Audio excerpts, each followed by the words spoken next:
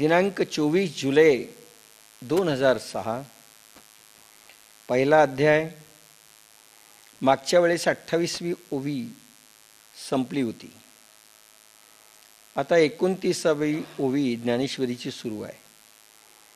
ना तरी सर्व सुखांची आदी, जे प्रमेय महानिधी, नाना रस सुदाब्दी परिपूर्ण हे. सर्व सुख आणि महासुख मला वाटतं संपलंय.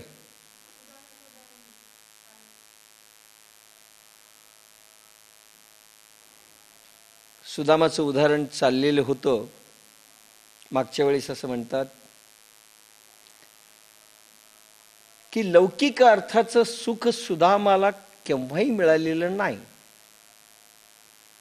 18 विश्व दारिद्र्य, खाण्याची मारामार,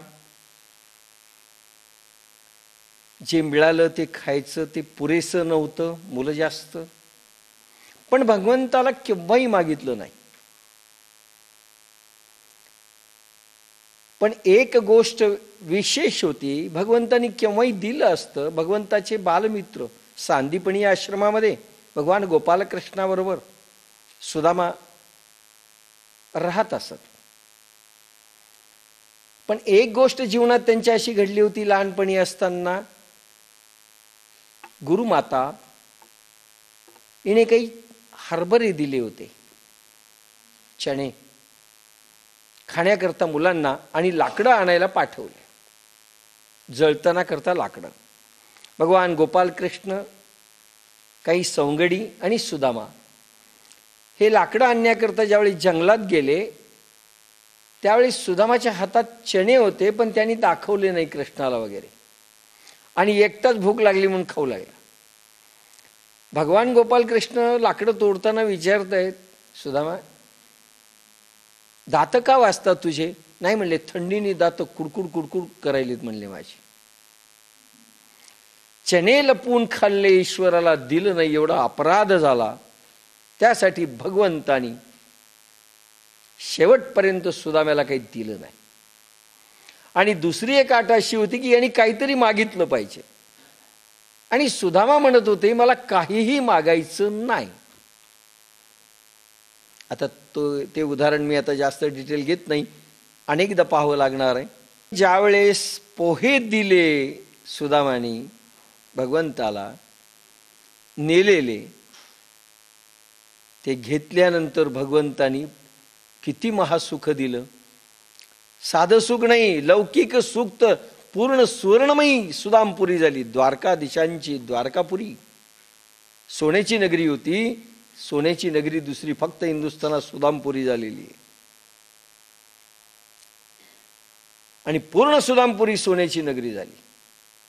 काय वैभव दिलं सुदाम्याला. सुख आणि महासुख. सुखामध्ये फक्त लौकिकच सुख आहे, पण ते स्वतःच्या पूर्व पुण्याच्या जोरावर मिळत असतं. लक्षात घ्या. नाही जर लौकिक सुख असेल आपल्याकडे, तर रक्तामध्ये यशस्वी ज्ञान वैराग्य ऐश्वर्य आणि धर्म भगवंताच्या 6 शक्ती निर्माण कराव्या लागतात आपल्या तपश्चर्येच्या जोरावर. मग ते सुख लौकिक अर्थाचं पैसा, अडका, धनधान्य येऊ लागतं. पण पूर्व पुण्याच्या बळावरच ते जास्त मिळतं. मग तो भक्त असो की अभक्त असो, महासुखामध्ये यशस्वी ज्ञान वैराग्य ऐश्वर्य धर्म सिद्ध गुरु मिळाल्यानंतर झाल्यानंतर पूर्ण तपश्चर्या झाली, पाप संपले, कषाय कल्मश निघून गेले. त्यानंतर कुंडलिनी जागृत होते, आणि भक्त हा भगवान होतो. आणि भगवान झाल्यानंतर लौकिक सुख आणि पारलौकिक सुख दोन्ही मिळतं. दैवी वैभव आणि लौकिक वैभव दोन्हीलाही तो पात्र होतो. त्याला म्हणतात महासुख. महासुख म्हणतात किंवा सर्व सुख म्हणतात. म्हणजे भगवंत आपला जर झाला तर लौकिक आणि पारलौकिक दोन्ही सुख आपल्या मागे धावू लागतं. मागायची गरज नाही, फक्त नियम कडक आहेत. ना तरी सर्व सुखांची आधी जे प्रमेय महानिधी. भगवान ज्ञानेश्वर माऊली महाभारत कथेविषयी सांगतात आणि महाभारताचाच भाग भगवद्गीता आहे आणि भगवद्गीता म्हणजेच ज्ञानेश्वरी, म्हणून दोन्हीलाही लागू आहे. महाभारतामध्ये इन्क्लूड्स भगवद्गीता आणि भगवद्गीतामध्ये इन्क्लूड्स ज्ञानेश्वरी. म्हणजे जे जे निरूपण महाभारताला लागू आहे ते ते निरूपण माऊली सांगत असताना ज्ञानेश्वरीलाही लागू आहे. महाभारताविषयी जे शब्द माऊलींनी टाकलेले आहेत ते ज्ञानेश्वरीलाही लागू आहेत असं समजा. म्हणून महाभारत कथा कशी आहे? सर्व सुखांचे उगमस्थान आहे. लौकिक पारलौकिक सर्व सुख महाभारतांच्या कथेमध्ये सामावलेलं आहे, तत्वज्ञान सामावलेलं आहे, अनुभवाला येऊ शकतं. प्रपंच व परमार्थ उगमस्थान आहे, जी सर्व सिद्धांताचे अगर आहे. जे काही सिद्धांत सांगितलेले धर्मशास्त्रांमध्ये त्या सिद्धांताचा अनुभव येतो. महाभारतामध्ये त्याची उत्तर आहेत त्या सिद्धांताची. किंवा ही कथा नवरसाने पूर्ण भरलेला अमृत सागरच आहे. जिथे सविस्तर वर्णन करायचं त्याच ठिकाणी होईल. फक्त मी ओव्या समजाव्यात तेवढंच मी वाचून दाखवणार. व कथा कशी आहे? नवरसाने पूर्ण भरलेला अमृत सागर आहे. ज्ञानेश्वरी देखील माऊली म्हणतात नवरसाने भरलेला सागर आहे, आणि महाभारतही नवरसाने भरलेला सागर आहे. भगवान व्यासांचं महाभारत म्हणजे नवरसाने भरलेला सागर. कोणी म्हणतं बीबीचं रस आहे का? नाही. मग 8 रस का म्हटलं नाही? बीबीचं रस ज्ञानेश्वरीमध्ये नाही, पण एक शांत रस आहे. शांत रस नवीन उत्पत्ती आहे ज्ञानेश्वरांची, शांत रस. आणि शांत रस जर मिळवला तर नवरस झाले. बीबीचं रस नाही. श्रंगार आहे, सगळं काही आहे, पण बीबीचं रस नाही. म्हणून शांत रस. शांत रस धरला की नवरसाचं भांडार आहे. शब्द माऊलींनी देखील ज्ञानेश्वरीत टाकलेले नवरसांचं भांडार आहे असं ते नंतर एका ओवीमध्ये म्हणतात. नवरस आपलं तर बेरस असतं. काहीही सांगा, बेरस, रसच नाही. आणि माऊली म्हणतात माझी शब्द संपदा नवरसांची असेल, आणि भगवान व्यासांची देखील शब्द संपदा नवरसांची आहे. अमृत सागर आहे. अमृत सागर म्हणजे नवरसामधून हे शब्द ऐकले की तुम्हाला अमरपणा प्राप्त होऊ शकतो असं महाभारतामध्ये सर्व गोष्टी आलेल्या आहेत. त्या रसांमधनं अमृत पाझरेल जे तुम्हाला अमर करेल. की परमधाम प्रगट सर्व विद्यांचे मूळ पीठ शास्त्र जाता वसोट अशेषाचे. किंवा ही कथा मोक्षाचे प्रत्यक्ष स्थान आहे. मोक्ष पूर्ण बंधन मुक्त माणसाला होता येतं, कर्मबंधन मुक्त होता येतं. हजारो जन्माचा प्रवास ह्या देहामध्ये संपवता येतो असं महाभारतामध्ये आहे. कारण त्याच्यामध्ये भगवद्गीता आहे म्हणजे ज्ञानेश्वरी आहे. म्हणून मोक्षाला जाण्याचा एक रस्ता महाभारतामध्ये व्यासांनी दिलेला आहे. आणि म्हणून हे परिपूर्ण अमृत भांडार आहे. सर्व प्रकारच्या विद्यांचे मूळ ठिकाण आहे. सर्व विद्या, सर्व शास्त्र मूळ ठिकाण आहे. व्यासानी असं काही लिहून ठेवलेलं आहे 1,00,000 श्लोक. सर्व विद्या देखील त्याच्यामध्ये प्रगटलेल्या आहेत. राजर्षी विद्या, राजविद्या, अर्षविद्या, ज्या आता हळूहळू आपण पाहूया त्या विद्या, या सर्व विद्यांचं मूळ स्थान आहे, उगमस्थान आहे व संपूर्ण शास्त्रांचा आधार आहे. शास्त्रांमध्ये जे जे काही वर्णन केलेलं तत्वज्ञान आहे त्याचा आधार महाभारत आहे. महाभारतामध्ये सर्व गोष्टी आलेल्या आहेत. ना तरी सकळ धर्माचे माहेर, सज्जनांचे जिव्हार, लावण्य रत्न भांडार शारदेचे. ना तरी सकळ धर्माचे माहेर, माहेर म्हणजे उगमस्थान. मुलगी जन्मते तिला माहेर म्हणतात. तसं सर्व धर्मांचं माहेर महाभारत आहे. किंवा सर्व धर्माचे, तसे सर्व धर्मामध्ये दोन गोष्टी येतात. धर्मामध्ये एक गतिवंत धर्म येतो, एक स्थितिवंत धर्म येतो.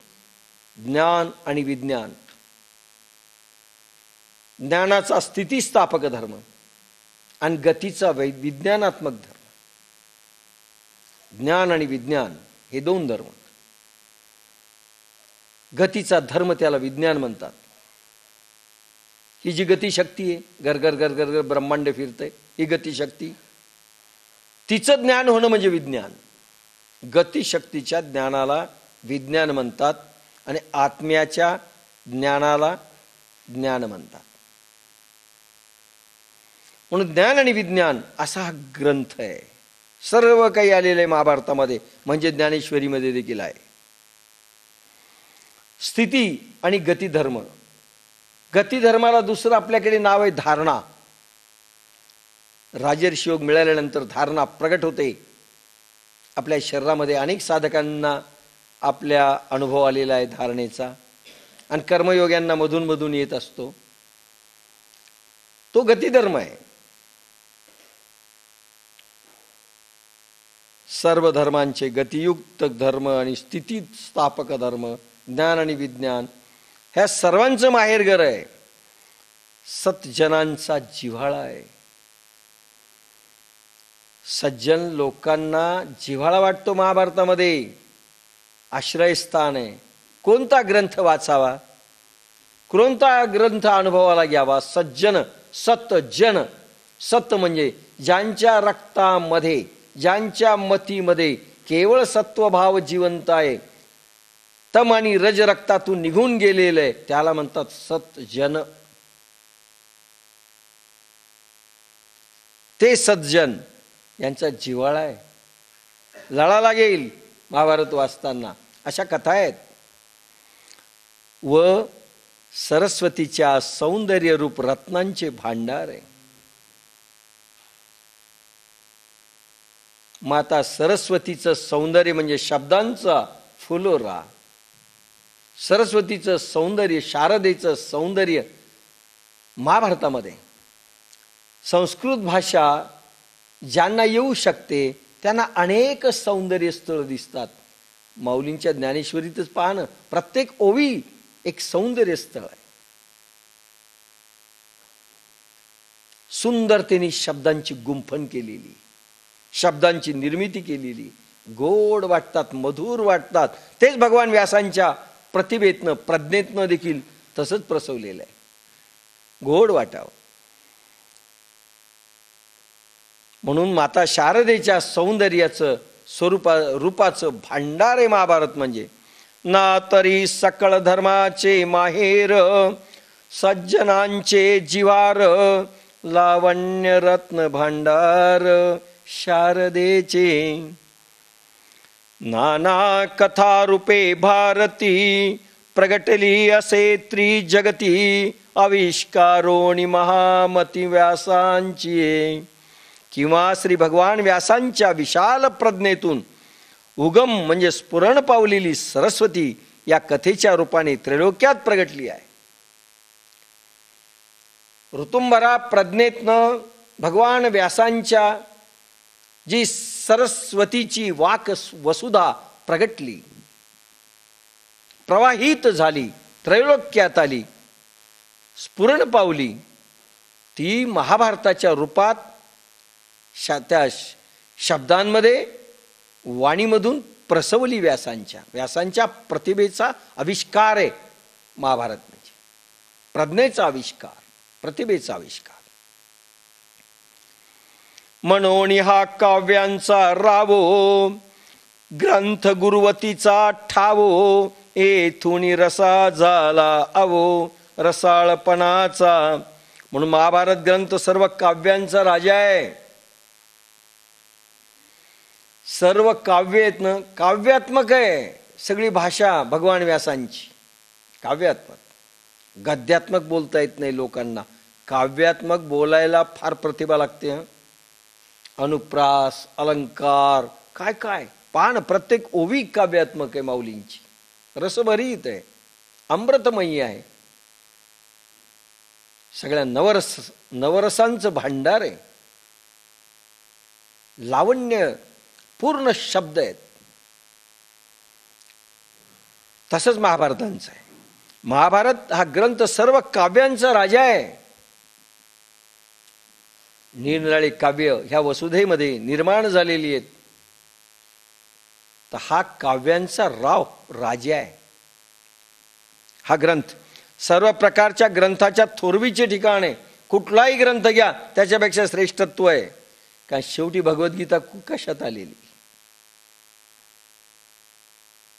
सर्वच श्रेष्ठत्व याच्यामध्ये आहे. थोरवी याच्यात आहे. व येथूनच सर्व रसांना रसाळपणाचा आकार आलाय. रसांना रसाळपण मिळालं ते महाभारतामुळे. मी नेहमी म्हणत असतो, मराठी भाषेला देखील एक लावण्यवती स्वरूप जर दिलं असेल तर माऊलींनी. प्रचंड रसयुक्त शब्द संपदा फक्त माऊलींनी निर्माण केली. आणि तीच गोष्ट भगवान व्यासांची, की रसाला देखील रसाळपणा यावा. काय शब्द आहेत, रसालाही रसाळपणा यावा. हे पा, श्रोते जर चांगले असतील ना तर रसमाधुरी वक्त्यांच्या तोंडातनं निघाल्यानंतर त्या रसाला देखील रसाळपणा येईल. पण श्रोते चांगले नसेल तर तो रसही ड्राय होऊन जाईल, काही होणार नाही. म्हणून रसाला रस मिळालाय, आकार आलेला आहे.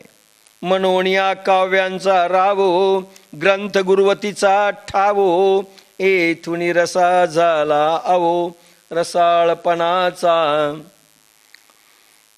देवीची ऐकानिक एक, येथून शब्द श्री सशास्त्रिक, आणि महाबोधी कोवळिक दुनावली. तसेच याचे आणखी एक महत्व आहे का, या ग्रंथापासून शब्दांच्या श्रीमंतीला वैज्ञानिक सतशास्त्रीयपणा आला आहे. हे पा, वक्ता आणि लेखक आणि कवी कसे असावेत, एकाच वाक्यात बोलायचं तर त्यांची शब्द संपदा श्रीमंतीची असावी. भिक्कार चोट शब्द निघून नाहीत. लक्षात घ्या काय म्हणलं ते. बोलताना असं वाटलं पाहिजे काय शब्दाला श्रीमंती आहे, श्रीमंत शब्द यावेत. आता श्रीमंत शब्द एका वाक्यात जर सांगायचं तर खूप मोठं आहे. ते कसे असले पाहिजेत, प्रभाव कसे निर्माण करणारे असले पाहिजे. का भिक्कार चोट शब्द, दरिद्री शब्द, की बोलण्यामध्ये असो शब्द वापरावेत, पण त्याला एक श्रीमंती असावी. भिक्कार चोट शब्दांची रचना करू नये. टुकार आणि भिकार चोट, गोड शब्द असावेत की त्याच्यामध्ये एक शब्दांची श्रीमंती असते, ती त्याच्यात निरूपित असावी. तसं निरूपण व्हावं. तसं महाभारतामध्ये आहे आणि ज्ञानेश्वरीमध्ये देखील आहे. आणि पुढे शब्द आहे पहा, सतशास्त्रिक. सतशास्त्रीय शब्द संपदा महाभारतामध्ये आलेली. सतशास्त्र म्हणजे काय? सतशास्त्र म्हणजे तमोगुण आणि रजोगुण संपल्यानंतर केवळ सात्विक शब्द रचना, सद्भाव ज्याच्यामध्ये असेल, सद्गुण ज्याच्यामध्ये असेल, दैवीपण ज्याच्यामध्ये असेल, त्याला म्हणतात सतशास्त्रीय शब्द रचना. सतशास्त्रीय. आणि दुसरं विज्ञान असेल ज्याच्यामध्ये. शास्त्रीय म्हणजे वैज्ञानिक बैठक. फक्त शब्द श्रीमंत वापरले पण अर्थ काहीच निघत नाही असं नाहीये. वैज्ञानिक शब्द संपदा, सतशास्त्रीय शब्द संपदा महाभारतामध्ये आली आणि तीच ज्ञानेश्वरीमध्ये आली. त्यामुळे काय झालंय? आणि त्यामुळे गुरूंच्या उपदेशापासून उत्पन्न होणाऱ्या महाबोधातील नाजूकपणा दुणावला.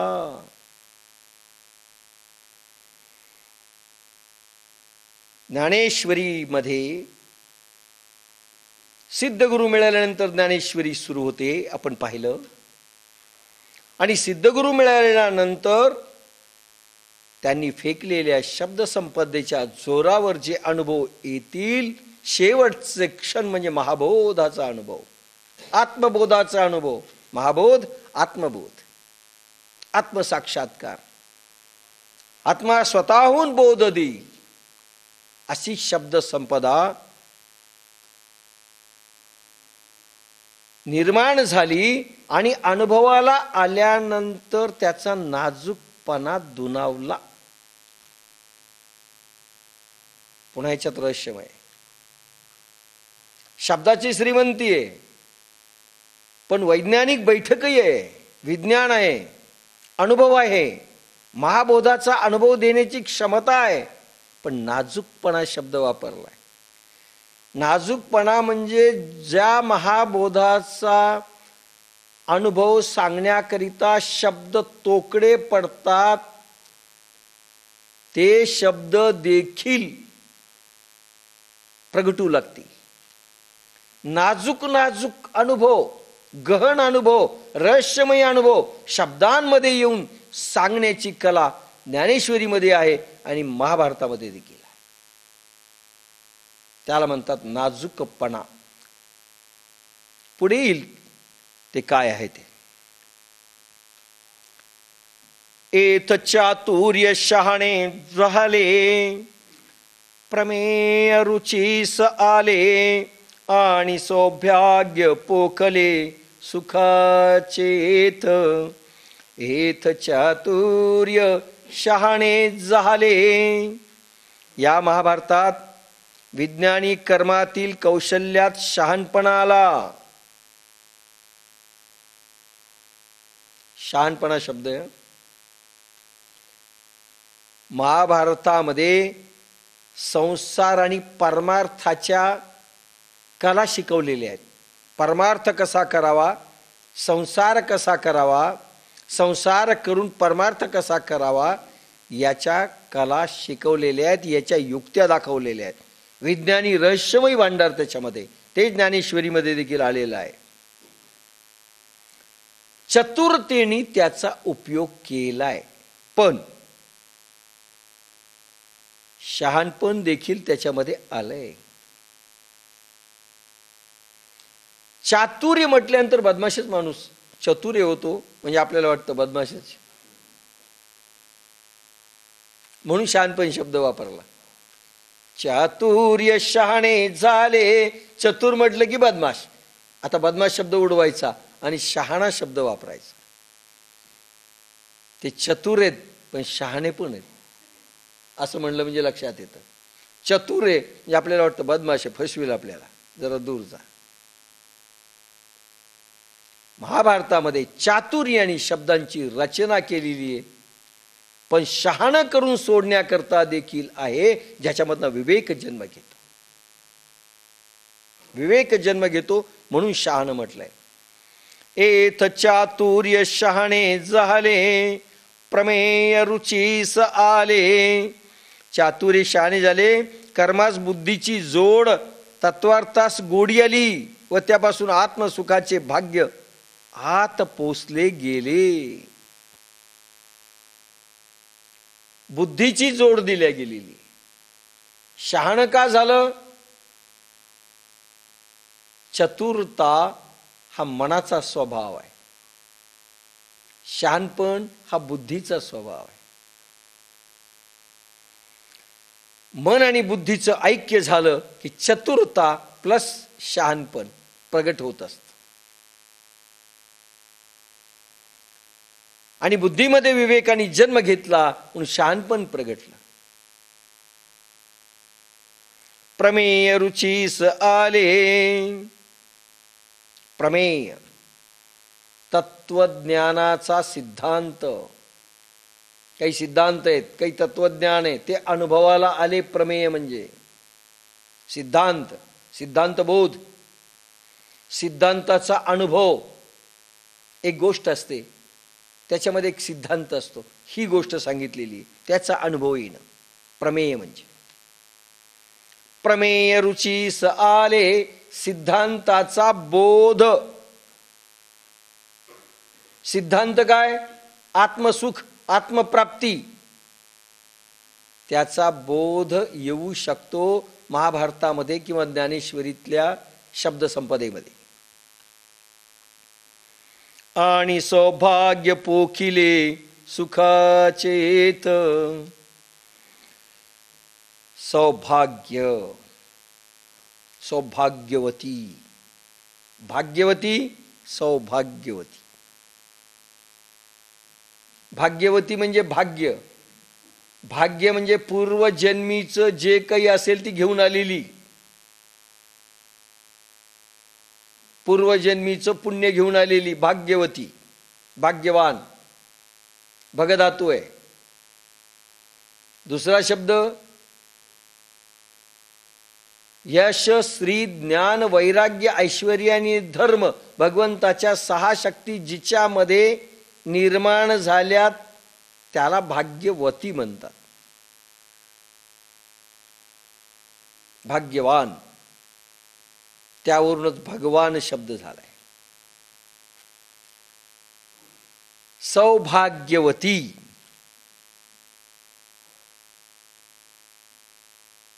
सौ भाग्यवती, भगवंताचं पूर्ण ऐश्वर्य घेऊन प्रगटलेली, त्याला म्हणतात सौभाग्यवती. आपण कशालाही सौभाग्यवती, नवरा असला की सौभाग्यवती. परिपूर्ण भाग्य, ऐश्वर्य आणि वैभव दोन्ही घेऊन आलेली. ऐश्वर्य ईश्वराकडून मिळतं, भाग्य पुण्याईनं मिळतं पूर्वजन्मीच्या.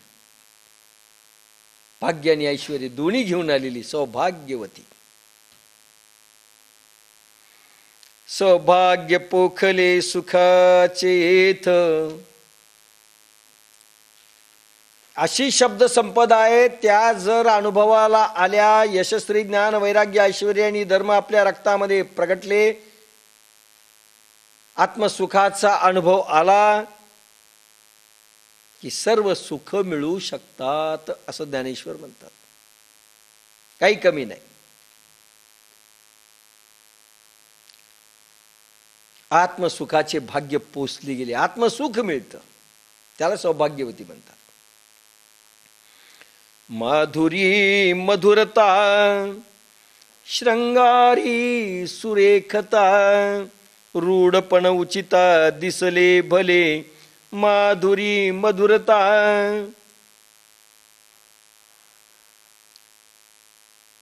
भागवतामध्ये, महाभारतामध्ये आणि ज्ञानेश्वरीमध्ये माधुर्य आहे. शब्द माधुर्ययुक्त आहेत, पण त्यालाही मधुरता आलेली आहे विषयांमुळे, आत्मसुखामुळे, दैवी शक्तीमुळे.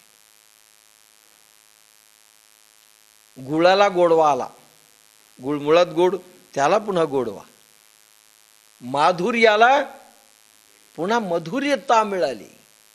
अशी शब्दसंपदा आहे, असं महासुख देणारी शब्दसंपदा आहे. माधुरी मधुरता, खऱ्या गोडीतील गोडवा, श्रंगार. आता पहा, गुळ खाल्ल्यानंतर एक गोडवा आहे आणि उसाच्या रसामध्ये गोडवा आहे. नॅचरल गोडवा कोणता वाटतो? उसाच्या रसामधला. साखरेमध्ये गोडवा आहे आणि खिसमिसमध्ये गोडवा आहे. गोडव्यामध्ये एक गोडवा आलाय, सुंदर गोडवा. खऱ्या गोडीतील गोडवा, श्रंगारातील सुरेखपण, श्रंगारी सुरेखता. श्रंगार रस आहे पण त्यालाही सुरेखता, म्हणजे श्रंगार केलाय बाईनी पण सुरेखताच नाही, आर्टिस्टिक व्ह्यूज नाहीये. म्हणून आजकाल ब्युटी पार्लर निघालेत. श्रंगार घरी करता येतो, मग ब्युटी पार्लरला का? तिथं आर्टिस्टिक असतं.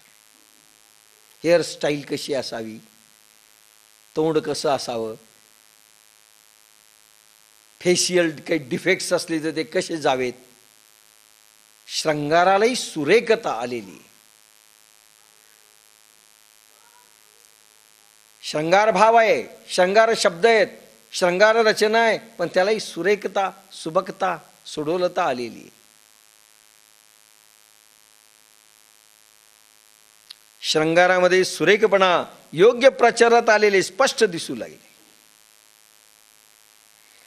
माधुरी मधुरता, श्रंगारी सुरेखता, रूढपण उचिता दिसले भले.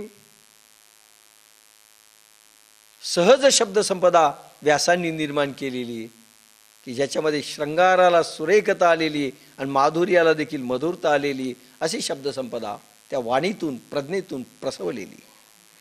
एथ कळा विदपण कळा, पुण्यासी प्रताप अगळा, म्हणून जन्मे जयाचे अवलीळा दोष हरले. या कथेपासून कलांना कौशल्य प्राप्त झाले. 64 कला, त्या 64 कला तर आल्याच आल्या, पण त्यांना देखील कौशल्य प्राप्त झालं. एक्झिक्यूट कसं करावं, कार्यान्वित कसं करावं, हे हा सगळा भाव आलाय. कलांना कौशल्य प्राप्त झाले. पुण्याला विशेष तेज चढले. पुण्याला पुण्य हे धारदार पुण्य झालं, साधं पुण्य नाही. त्याला ब्रह्मतेज अटॅच झालं त्या पुण्याला. व म्हणूनच भारताचे पारायण करून तशा आचरणाने, महाभारताचं पारायण जर केलं तशा आचरणाने, आचरण जर केलं, जन्मेजय राजाचे रक्तमन बुद्धीतील दोष सहज नाहीसे झाले. जन्मेजय राजा ऐकत होता कथा आणि पूर्ण पुण्याला धार चढली, तेज, ब्रह्मतेज प्राप्त झालं. आणि त्याच्यामुळे काय झालं, जन्मेजय राजाचे पूर्ण दोष हरले, पाप सगळे नाहीसे झाले. सांगणाराही तेवढा प्रभावी पाहिजे, ऐकणाराही तसा श्रोता पाहिजे. श्रोता सांगितलं मी, श्रवण शब्दामध्ये सगळं आलंय. कॅसेट पुन्हा पाहून घ्या. आणि न पाहता नावेक, रंगी सुरंगतेची आगळिक, गुणा सगुणपणाचे बिक बहुवस येथ. आणि क्षणभर सूक्ष्म विचार करून पाहिले असता असे दिसते की रसरंगामध्ये सुरंगतेची विशेषता आली आहे. आनंदात महानंदाची गोडी वाढली आणि गुणांना सद्गुणाचे तेज चढले. गुणांना सद्गुणाचं तेज चढले आणि आनंद असेल तर महानंद प्राप्त झाला. लक्षात घ्या. म्हणजे अशी कथा आहे. आणि पाहता नावेक, रंगी सुरंगतेची आगळिक. रंग आहे पण त्याला सुरंगता. लाल रंग जरी फासला तरी लाल रंगामध्ये एक गुलाबी छटा जर वापरली तर सुरंगता. काही डोळ्याला आल्हाददायक रंग वाटतात आणि काही बेडब वाटतात. आल्हाददायक, ऐकायला, दिसायला, अनुभवाला, तिन्हीला शब्द संपदा ही आल्हाददायक आहे. असे रंग आहे तिच्यामध्ये, अशा रंगछटा आहेत. माऊलींनीच वर्णन करावी ही शब्द संपदा. गुणा सगुणपणाचे बिक, बहुवस येथ. मुळात सद्गुणी कथा आहे, नाही मुळात गुणी कथा आहे, पण त्याला शब्दांमुळे सद्गुण वाढले, गुणाचे सद्गुण झाले, दुनावले, सद्गुणांचे तेज चढले. भाणू तेजे धवळले, जसे त्रैलोक्य दिसे उजळिले, तैसे व्यासमती कवळिले मिरवे विश्व. भाणू तेजे उजळले, भाणू सूर्य, सूर्याच्या उजेडाने प्रकाशित झालेले त्रैलोक्य जसे उज्ज्वल दिसते. काय भाणू शब्द वापरलाय, भाणू तेजे म्हणजे सूर्याचा प्रकाश. भाणू तेजे धवळले, सूर्याच्या उजेडाने प्रकाशित झालेले त्रैलोक्य जसे उज्ज्वल दिसते, तसे श्री व्यासांच्या प्रज्ञाबुद्धीने व्यापलेले विश्व शोभते. हे विश्व आहे महाभारत म्हणजे. शब्द ब्रह्माचं विश्व आहे. विज्ञान ब्रह्म शब्द ब्रह्मातून प्रगटलेलं आहे एक स्वतंत्र विश्व आहे ही शब्द संपदा. तर ज्याप्रमाणे सूर्याच्या प्रकाशाने त्रैलोक्य उजळते, त्याप्रमाणे व्यासांच्या प्रज्ञेतून प्रसवलेल्या शब्दातून शब्द ब्रह्माचं विश्व निर्माण झालंय. का सुक्षेत्री बीज घातले, ते आपुल्यावरी विस्तारले, तैसे भारती सुरवाडले अर्थ जात. किंवा सकस सुपीक तयार जमिनीत बी पेरले असता ते जसे आपल्या निसर्गाप्रमाणे विस्तार पावते, तसे या भारतात सर्व प्रकारच्या अर्थाचे बी वैज्ञानिक रीतीसह चार बुद्धी चार पुरुषार्थ उगवून उमललेले आहे. का सुक्षेत्री बीज घातले, शब्द पहा, सुक्षेत्री बीज घातले. कुठेही बी पेरता येत नाही, कुठल्याही साधकाला ही दैवी शक्ती मिळत नाही. खडकावर बी पेरलं तर उपयोग होणार नाही. जमीन काय करावी लागते, नांगरावी लागते, वखरावी लागते, पाळ्या घालाव्या लागतात, सगळं करावं लागतं आणि मग बी पेरावं लागतं. की उगवणं वापसा व्हावा लागतो आणि मग पेरावं.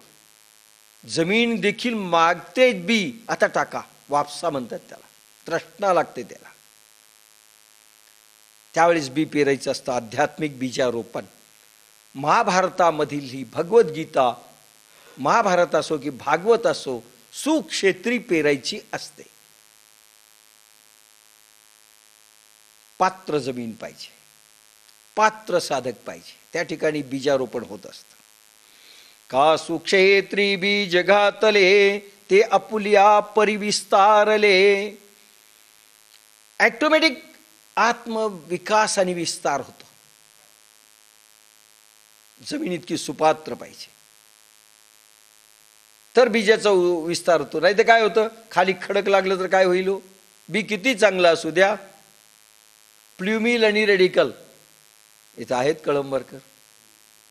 प्ल्युमिल आणि रेडिकल समजतं तुम्हाला? म्हणजे बीजांकुर जे वर येत असतं बीजामधून आणि खाली मूळ जात असतं. मुळाला समजा दगड लागला काय होईल, त्याची मुंडी वरची पडेल, टिकणार नाही. आणि सगळ्याला वाटतं गुरुनं आशीर्वाद दिला की होता, अरे जमीन दाखवा ना. बापासाहेब नेहमी म्हणायचे, खडकावर पेरू का बी? खडक होऊन जर तुम्ही बसलेला असाल तर त्याचं काय होणार आहे चीज. का भूमीचे मार्दव, सांगे कोंभाची लवलव. भूमी जर चांगली तयार असेल तर कसून असं बीजांकुर बाहेर येतं आणि ते सांगतं की मातीची काय ताकद आहे. खान तशी खापरण, माय तशी लेकरं. लेकरं जर किडूक मिडूक असेल चालायला, तर आई कशी आहे समजून घ्यावी. किंवा आईला पाहिल्यावर लेकरू कोणतं जन्मणार आहे हे समजावं. आईला 3दा ढकलावं लागत असेल 4 पावलं चालण्याकरता, तर दारासिंग पैदा होईल तिच्यातनं, आशा करू नका.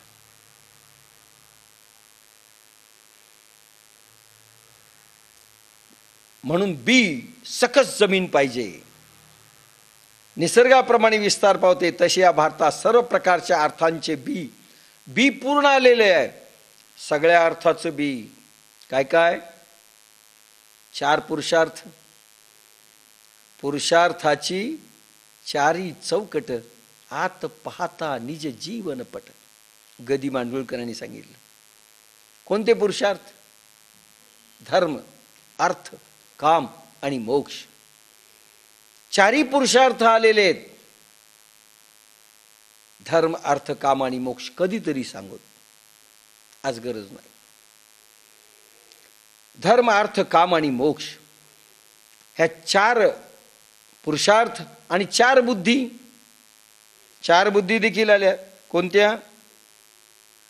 आता हळूहळू तुम्हाला माहिती जरी असलं तरी हळूहळू जसा विस्तार होईल कथेचा तसं आपण सांगू. पण 4 बुद्धी कोणत्या? वैराग्य बुद्धी उपदेशिका राजर्षी विद्या, सिद्ध बुद्धी उपदेशिका सिद्ध विद्या, ऐश्वर्य बुद्धी उपदेशिका राजविद्या आणि धर्मबुद्धी उपदेशिका अर्षविद्या. अशा 4 विद्या आणि 4 बुद्धी ज्ञानेश्वरीमध्ये आलेल्या आहेत, त्याच महाभारतामध्ये आलेल्या आहेत, त्याच भागवतमध्ये आलेल्या आहेत.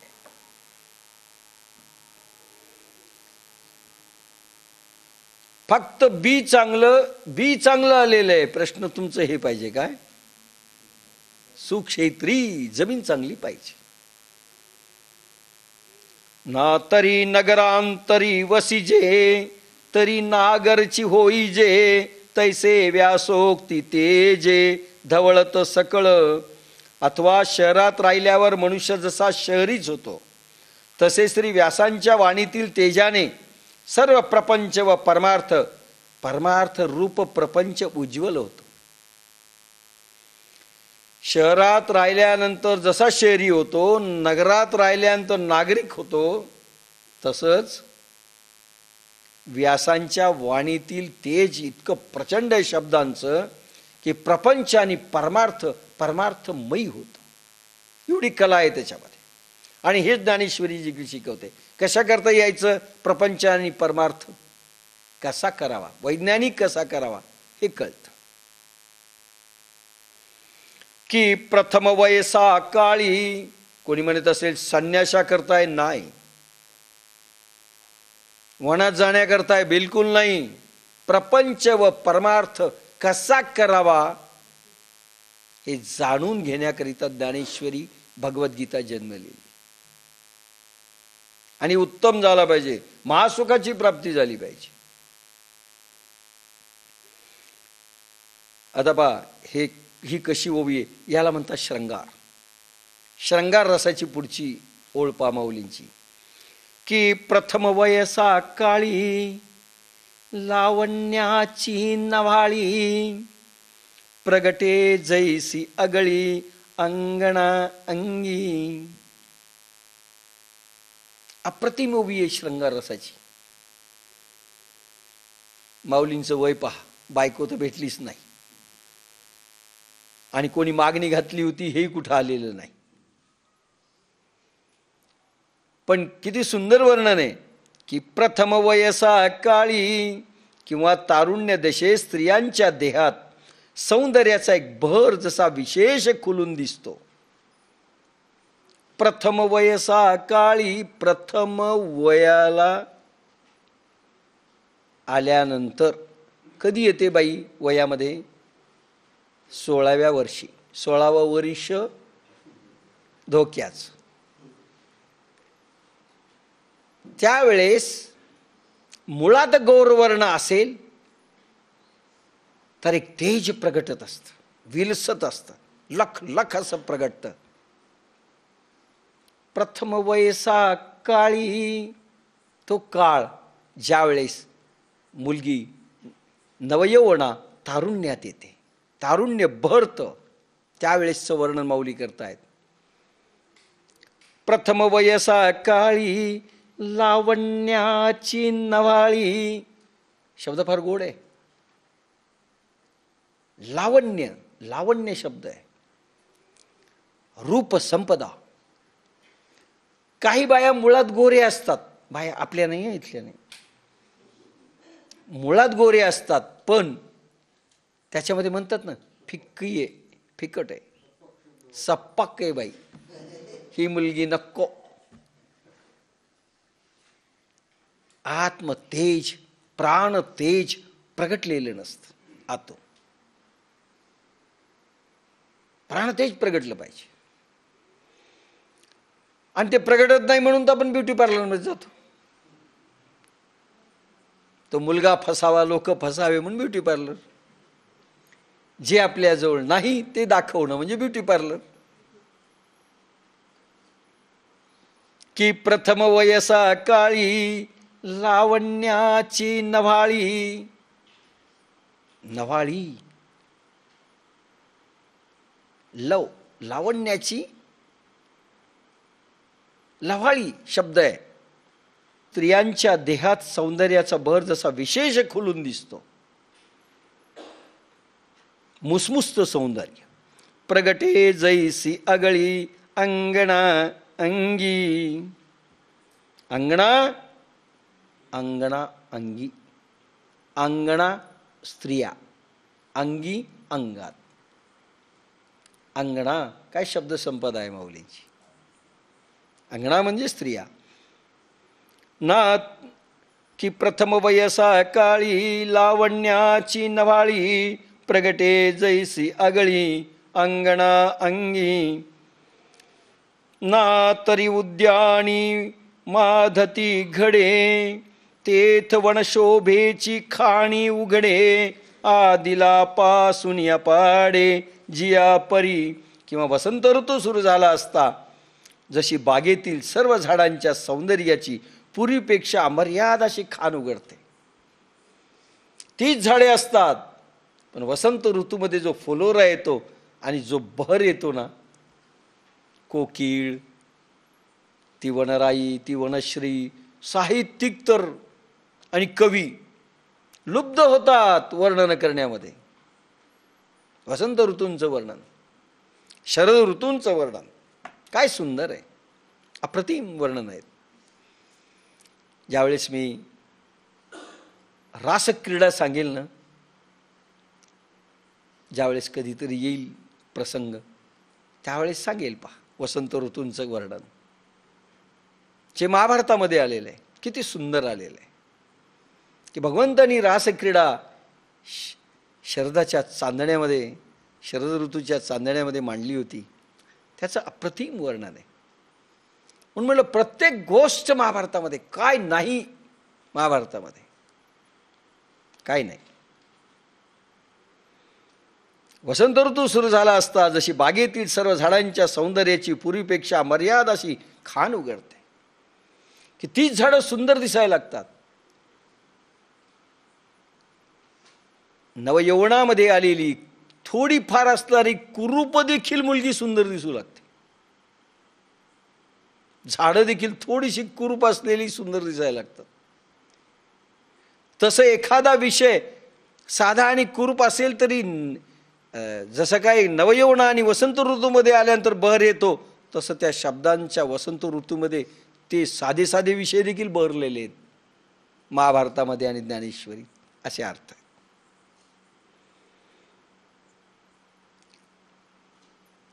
नाना घणीभूत सुवर्ण जैसे न्याहाळिता साधारण. मग अलंकारी बळवे बरवेपण निवाड दावा. अथवा सोन्याची चीप निहाळली असता, माहिती होतं माऊलीला, ते सोने साधारण दिसते, पण त्याचेच अलंकार घडविल्यानंतर ते सोने आपले सौंदर्य निराळे दाखवते. प्युअर सोनं पाहिलं तर फिक्कट दिसतं पहा. कापलं तर थोडंसं मध्ये लाल दिसतं, पण वरून फिक्कट दिसतं. एखाद्या बाईनं चिपच गळ्यात बांधली चालायला लागली, चांगले दिसणार नाही. पण तोच अलंकार असेल तर, अलंकारामध्ये सुवर्णाची शोभा येते. तसे सगळ्या विषयांना शोभा अलंकार शब्दांच्या फुलोऱ्यामुळे, अलंकारामुळे आलेला आहे व्यासांच्या प्रज्ञेमधून. तैसे व्यासोक्ती अलंकारिले, आवडे ते बर्वे पण पातले, ते जाणून आश्रयिले इतिहासी. त्याप्रमाणे श्री व्यासांच्या वाणीने अलंकृत झाले असता पाहिजे त्या कथेत रसाळपणा येतो. साध्या साध्या कथा पण सांगण्याच्या निरूपण पद्धतीच्या शैलीमुळे, शब्द संपदेमुळे काय झालेलं आहे, रसाळ बनलेले आहेत. साधं सुदामदेवांचं देखील कथा, अश्रू तुम्हाला येतील नयनामधनं, इतके सुंदर. पण भागवतकार खूप झालेत. पण आजही काही काही लोक भागवत सांगतात ना, चांगली शब्द संपदा वापरतात, चांगलं वाटतं. शब्द श्रीमंती असली पाहिजे सांगणाऱ्याची, प्रभाव निर्माण होत असतो. नाही तर कथा त्याच असतात, पण त्याच्यामुळे रसाळपणा येतो. तसं व्यासांच्या शब्दांनी भव्यता आलेली आहे साध्या साध्या कथेला. व्यासांच्या वाणीने अलंकृत झाले असता पाहिजे त्या कथेत रसाळपणा येतो, हे जाणून पूर्वीच्या इतिहासांनी व्यासांच्या वाणीचा आश्रय घेतला. महाभारत म्हणजे ऐतिहासिक ग्रंथ आहे, म्हणून पूर्वीच्या इतिहासकारांनी वाणी व्यासांची वापरली की आपल्याही कथेला रसाळपणा येईल. म्हणून कुठलीही कथा सुरू झाली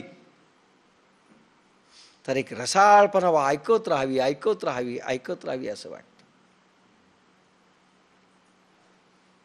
आणि काही असे सांगतात की बंद करावी बंद करावी, केव्हा बंद करावी असं वाटतं.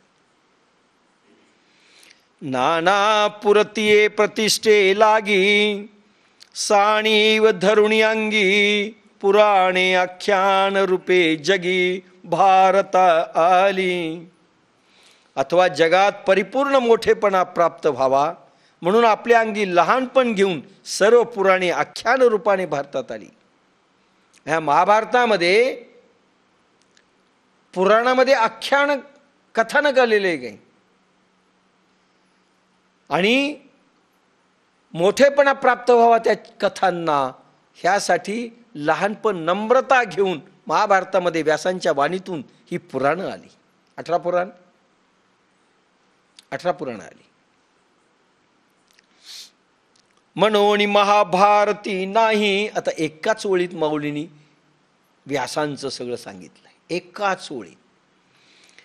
म्हणून महाभारती नाही, ते नोहे लोकीतिही, म्हणून म्हणिपे प्याही व्यासोचिष्ट जगत्रय.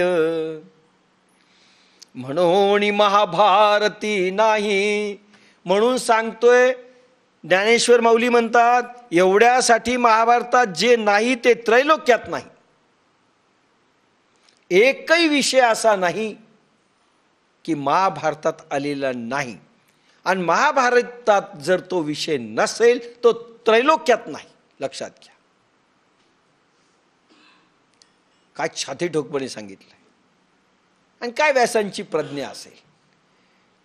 इतिहास घ्या, भूगोल घ्या, पुराण घ्या, श्रृंगार रस घ्या, साहित्य घ्या, काव्य घ्या, कथानक घ्या, अध्यात्म घ्या, संसार घ्या, वाईट माणसं घ्या कशी असतात, चांगली माणसं कशी आहेत, सगळं काही आलेला विषय.